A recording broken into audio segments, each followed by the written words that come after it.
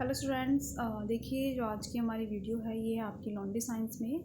और जिसमें जो आपके टॉपिक चल रहा था फैब्रिक फिनिशिंग। ठीक है, तो हम पिछले वीडियो में फैब्रिक फिनिशिंग के बारे में बात कर चुके हैं और हमारा जो टॉपिक चल रहा था कि एम्स ऑफ फैब्रिक फिनिशिंग, यानी कि जो हमारे क्या उद्देश्य होते हैं वस्त्रों की परिसज्जा के लिए, है ना। तो सेकंड है इसमें कि वस्त्रों में विभिन्नता लाना, यानी कि प्रोड्यूस वैरायटी इन फैब्रिक।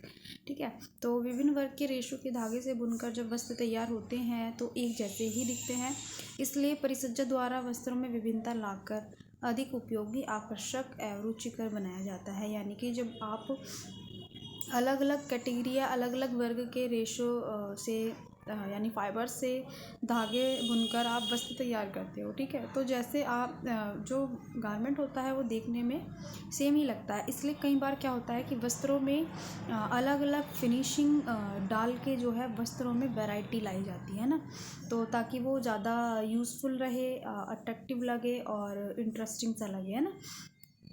तो इसके लिए इन्हें विभिन्न कई बार रंगों में डाई किया जाता है। ठीक है, या अलग अलग वर्ग के रेशो को मिक्स करके भी जो है वस्त्रों में वैरायटी लाई जाती है, तो विभिन्न रंगों, धागों व नमूनों व डिज़ाइनों में बनाया जाता है। यानी कि कई बार ऐसा होता है कि वस्त्र को और सुंदर वैरायटी लाने के लिए कि अलग अलग वर्ग के फाइबर्स से बने यार्न को मिला करके फैब्रिक बनाया जाता है। कई बार उनमें धागों में ही जो है डाई की कर ली जाती है और उसके बाद उसकी वीविंग शुरू हो जाती है, तो उसमें भी वैरायटी ला सकते हैं।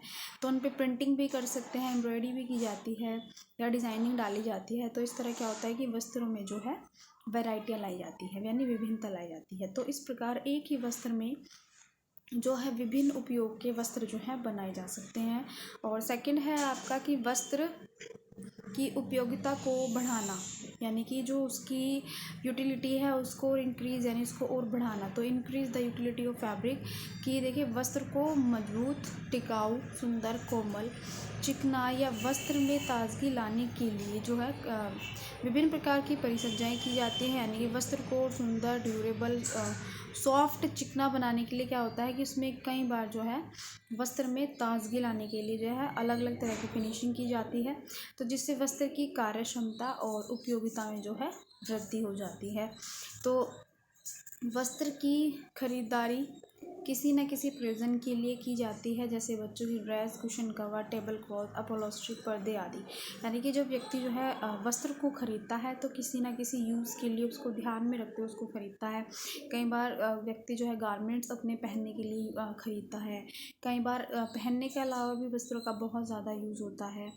तो देखिए, या फिर आप कह सकते हैं नॉर्मल हमारे डेली लाइफ में जो है वस्त्रों का ज़्यादा उपयोग होता है, क्योंकि अगर आप कहीं बैठ रहे हैं तो या बेड पे भी बेडशीट की ज़रूरत होती है, पिलो कवर भी आपका फैब्रिक से ही यानी कि कवर करके रखा जाता है, या आपकी टेबल कवर है उसमें भी आपका फैब्रिक यूज़ होता है, कुशन कवर है, टेबल क्लॉथ है, हैंड क्लॉथ है आपका, या बहुत सारी ऐसी चीज़ें हैं, सोफ़े हैं, पर्दे हैं आपके, अपहोल्स्ट्री की इतनी सारी सामानें होती हैं। तो सब में जो होता है फैब्रिक लगा होता है और सबका जो इस्तेमाल होता है, यूज़ होता है, वो सबका अलग अलग होता है ना। तो वस्त्र की यूटिलिटी के अकॉर्डिंग जो है वस्त्र को ख़रीदा जाता है, तो उसकी उपयोगिता को और बढ़ाने के लिए क्या होता है कि उसमें उसी प्रकार की जो है फिनिशिंग की जाती है ना। तो कई बार ऐसा होता है कि वस्त्र में वो ज़्यादा शाइनिंग लाई जाती है, कई बार वो सॉफ्टनेस लाई जाती है। सोफ़े के जो कवर होते हैं या कुशन कवर होते हैं, उनका जो कपड़ा होता है बहुत ही ज़्यादा सॉफ्ट होता है, या कर्टन्स होते हैं, कर्टन्स का जो फैब्रिक की क्वालिटी होती है या जो फिनिशिंग होती है वो बहुत चीज़ों को या बहुत सारी बातों को ध्यान में रख के जो है उस पर फिनिशिंग की जाती है। ठीक है ना। या बच्चों की ड्रेस होती है, उसमें कलर कंट्रास्ट या कलर या फैब्रिक की क्वालिटी, सॉफ्टनेस, इन सब को देख के ही जो है वस्त्र जो है क्रिएट या बनाए जाते हैं। ठीक है, तो ऐसी बहुत सारी चीज़ें होती है जिनमें अलग अलग उनकी उपयोगिता के अकॉर्डिंग या ख़रीदारी के अकॉर्डिंग जो है उनमें फिनिशिंग जो है दी जाती है। अब आता है हमारा वस्त्र की कार्य क्षमता एवं गुणवत्ता में वृद्धि करना, यानी कि to increase the serviceability and quality of fabrics. तो वस्त्रों पर परिसज्जा के द्वारा जो होती है इनकी कार्य क्षमता और गुणात्मकता में वृद्धि की जाती है।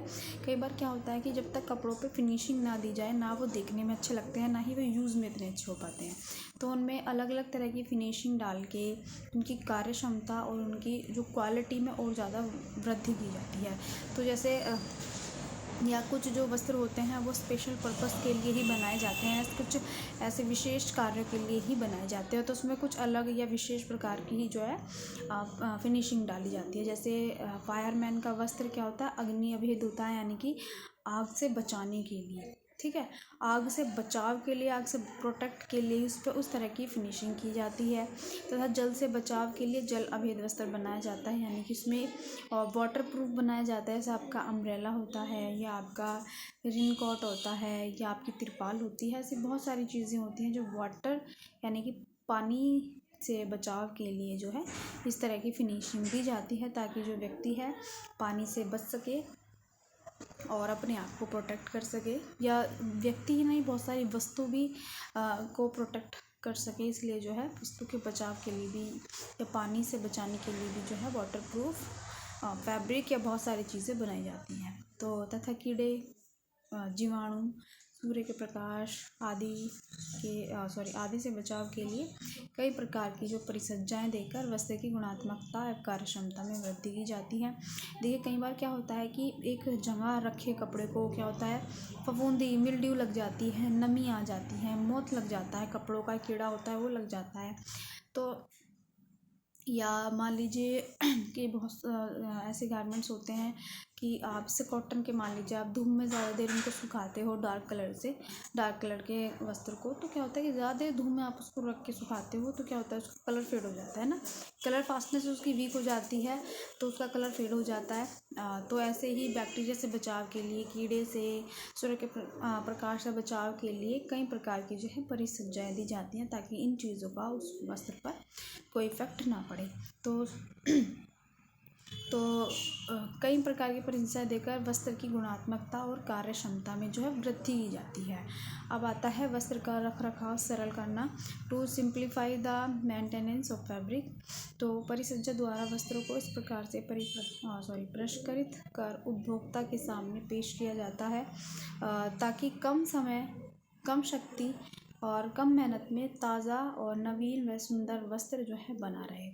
तो कई बार जो है गारमेंट्स पे इस प्रकार की फिनिशिंग दी जाती है, या इस तरह से पेश किया जाता है कि वो जो है उसका जो रख रखाव है वो बहुत इजी हो जाए ना, तो वो कम समय में, कम शक्ति यानी कम मेहनत में और सुंदर और अट्रैक्टिव बना रहे। तो इसी प्रकार हीट सेट द्वारा वस्त्रों पर स्थायी प्रेस की जाती है, ताकि बार बार प्रेस करने की आवश्यकता ना पड़े। तो कई बार ऐसे होता है कि वस्त्रों पर बनने या बुनने के बाद जो है उन पर इस तरह की फिनिशिंग दी जाती है, तो उनको बार बार वॉश करने के बाद प्रेस की जो है ज़रूरत नहीं होता है। नॉर्मल आप वॉश करके, सुखा करके उनको नॉर्मल भी पहन सकते हैं। तो यानी इस तरह की अलग अलग प्रकार की जो है फिनिशिंग दी जाती है, जो कि वस्त्र की उसके काम के अकॉर्डिंग और उसकी यूटिलिटी के अकॉर्डिंग, कि उसमें उसको जो फैब्रिक है हम उसको किस यूज़ में ले रहे हैं, तो उसके अकॉर्डिंग जो है फिनिशिंग दी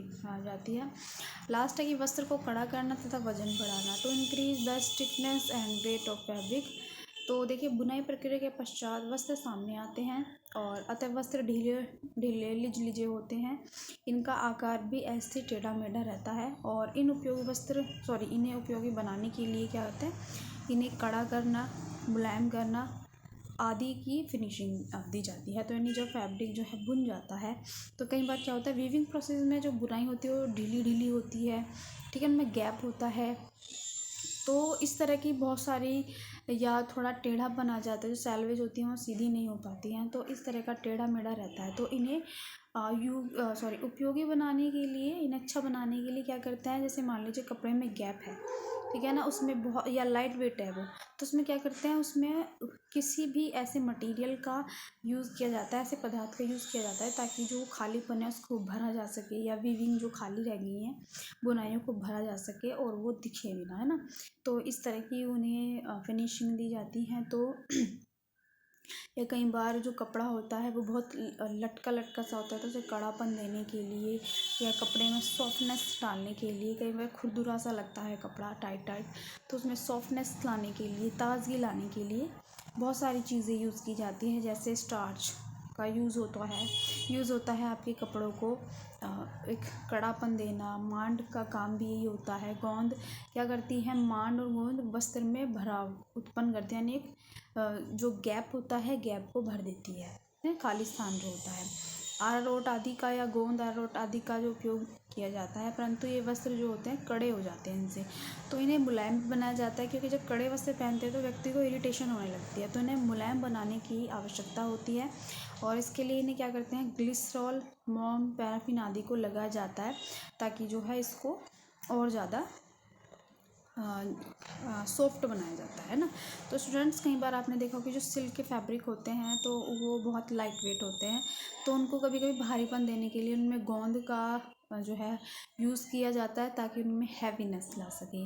तो जो स्टार्च और मांड होता है या आप स्टार्च किसी का भी दे रहे हो, तो उनमें एक कड़ापन आ जाता है, तो उस कड़ेपन में भी शाइनिंग लाना और थोड़ा सा सॉफ्टनेस लाना, लचक लानी जो होते हैं, उनके लिए उन्हें फिर मुलायम बनाने के लिए जो ग्लिसरीन, मोम और पैराफिन का जो है यूज़ किया जाता है या आदि को लगाया जाता है, जो वस्त्र है और अट्रैक्टिव और सुंदर हो और पहनने में जो है सूटेबल हो, है ना, आरामदायक हो।